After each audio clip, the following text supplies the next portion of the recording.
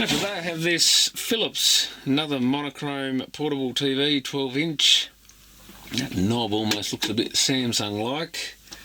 God, there's some dirt in that grill by the look of it, and a bit on the front. It's pretty filthy. We've got contrast. Oh, it's a pull-on off, and headphone on the front. Antenna on the top, as most of them had. This one's still intact at least, unlike the General. Oh, made in Japan. TB810 is the model number, 240 volt, 50 Hz and 12 volt, manufactured in accordance with the specifications of Philips Consumer Products Australia, made in Japan. So this, I don't know, this could be actually a Sharp, I guess, because Philips, there's some dirt in the back there.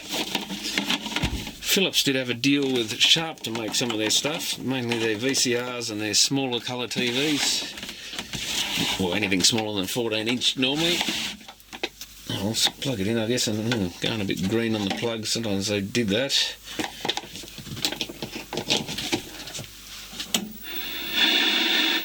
Usually these things go fine, but you never know. I guess if it's still around these days, it probably would have been thrown out years ago if it wasn't any good. Good thing about these, you don't have to worry about magnets near them. You don't have to worry about putting them on their face and stuff after you fire them up, because they're not colour, so they don't give a damn about that sort of thing. I mean, obviously if you have a big magnet on it while you're watching it, it probably won't look too good when the geometry goes weird, but other than that you can't really do them any harm sitting them near speakers and stuff, or sitting them on their front and stuff while you're messing around. Where did the lead go? Let's plug a pattern generator in and see if it at least picks something up. I can already, sounds like it's almost too up. Look at that. We're on the right channel and everything, other than the vertical hold being out, which is hopefully not broken. Yeah, that's it. Let's give that a bash to get that. Still got a bit of interference because the pattern generator is a bit weird. Stop it. And we must have brightness on the back here. I don't know why they put the brightness on the back, but oh, that's got a nice strong tube in this one. But our vertical's gone again. Seems alright. We've got horizontal hold. Horizontal hold, can't even unlock it, so that's working quite well. Picture isn't quite perfect, I don't think. What has happened here? Definitely not right. Is it just because I turned the brightness up too far? No. Or is that the pattern generator? Clean the mongrel. Yeah, pattern generator. Oh, well, that's another job I have to do, is fix the pattern generator, because it keeps doing that. Oh, where's the brightness? Other end.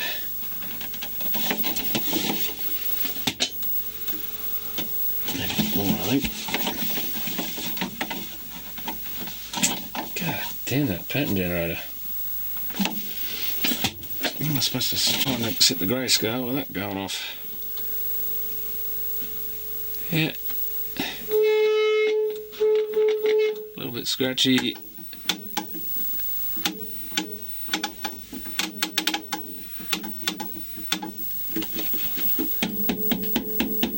It's looking alright.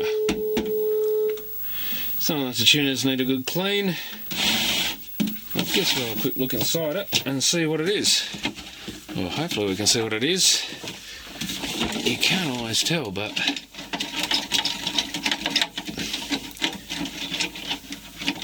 you can get some idea.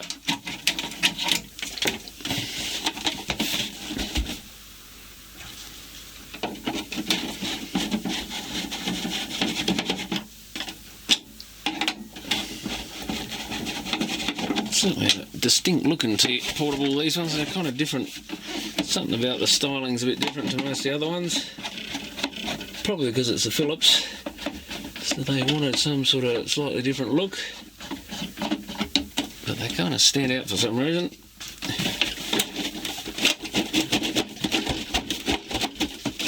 Oh, gotta unscrew the antenna socket by the look of it. That's not always the case, but that's it. I've got a pile of dirt. It looks like it's got wood chips in it. Get it, oh god, it's absolutely filthy inside. And it's a sharp picture tube, so there you go. Oh, look at the dirt in the back. It's someone's had this somewhere filthy, and it's still going despite all that muck in there. Absolutely disgusting. A sharp 310 GNB something stamped on there, not very well. GNB 1 maybe, GNB 0. I'm not sure what that's meant to be. Do not use ion trap. Well, I wasn't intending to. I think that's what was the things you put on the tube. Some of these old black and white TV tubes. You'd have to watch Shango 66 for that. I forget what all that stuff is about because I never really dealt with any of that. It was kind of ancient history by the time I got into this stuff. Yeah, it looks like a typical sharp yoke connector. And other than that, it's hard to tell really anything that distinguishes it as sharp. I guess there is one I see on a bracket there, might have an IX number or something on it.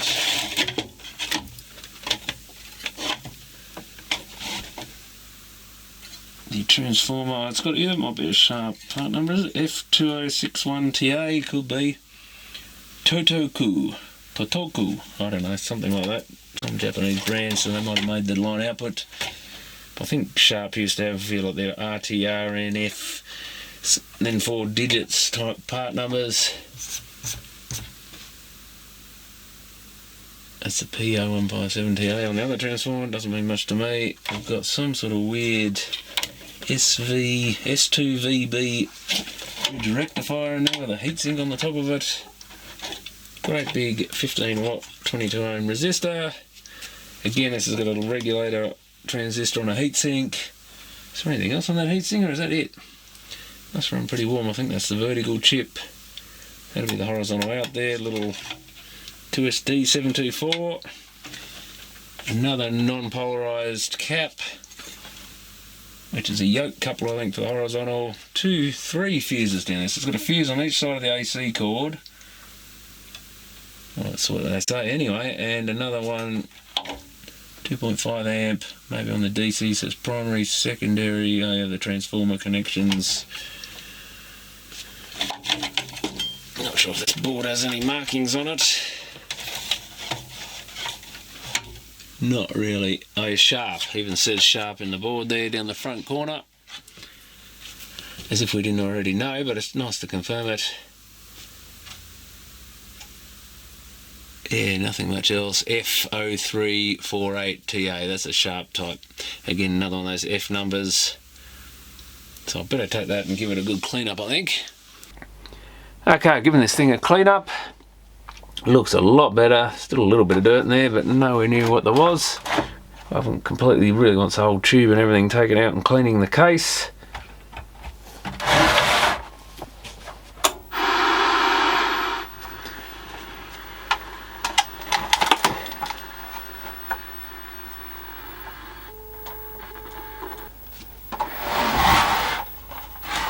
Yeah, so that's giving a good picture.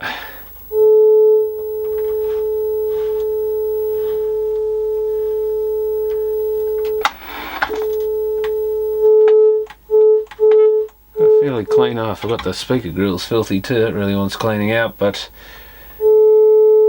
that could probably be done from the outside, but that's all going for now.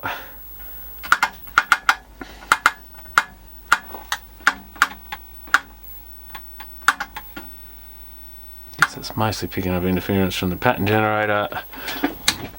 Turn that off and we should just have snow. Possibly a little bit soft, that picture. Or is it just because there's a bit of rubbish on the snow?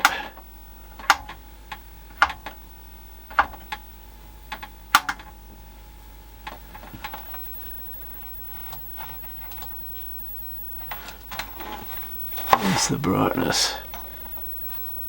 That's one of the holes, I think. Yeah, it's not too bad.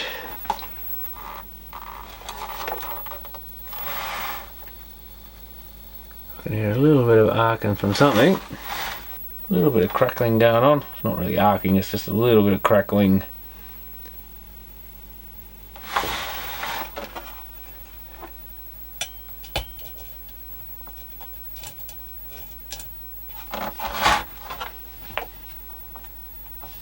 But yeah, that's pretty much a working TV. Could do a bit of a clean up, bit of a retro bright even. It's a bit yellow, but that's all sort of running. I see solid state. So yeah, didn't see a lot of this Philips model around. I think there was a more common Sharp 12 PT10 or something Sharp TV that was quite a common one. Probably just a different cabinet with the same insides on it. And yeah, generally Sharp made very reliable TVs, you know, except for a few of their really early colour ones. But their later ones, not bad at all. Got vertical linearity. I can't see what that other pot says. Oh, vertical size. There's a couple of trim pots in there. Not much else, I don't think. Yeah, something's definitely, strangely, something's making a slight crackling sound, but when I blow on it, which is normally a bit of moist air, it stops. Should actually get worse if it's crackling a bit on the EHT. But I don't think this is going to get much use, so I'll give it a quick clean up and put it back together, and that'll be it for now. So thanks for watching.